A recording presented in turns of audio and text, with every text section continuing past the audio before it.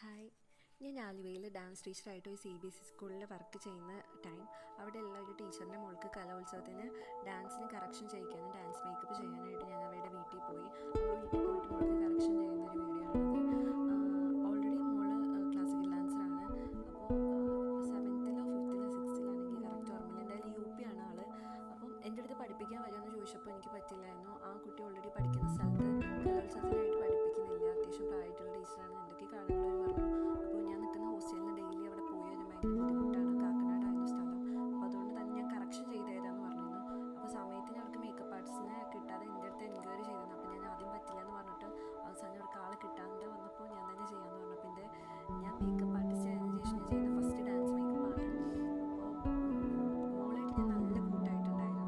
എനിക്കിങ്ങനെ ഒരു ശശിബന്ധമൊന്നുമില്ല, ഞാൻ എല്ലാവരും ഒരു ഫ്രണ്ട്ലി ആയിട്ട് എടുക്കും. എൻ്റെ ഒരു പോളിസി എന്ന് വെച്ച് കഴിഞ്ഞാൽ അവർ നമ്മൾ ഇഷ്ടപ്പെട്ടാൽ നമ്മൾ ചെയ്യുന്ന പ്രവൃത്തി നമ്മൾ പഠിപ്പിക്കുന്നതിനൊക്കെ ഇഷ്ടപ്പെടും. അപ്പോൾ അതുകൊണ്ട് ഞാൻ ആ രീതിക്കാണ് എല്ലാവരുമായിട്ട് നിൽക്കുക.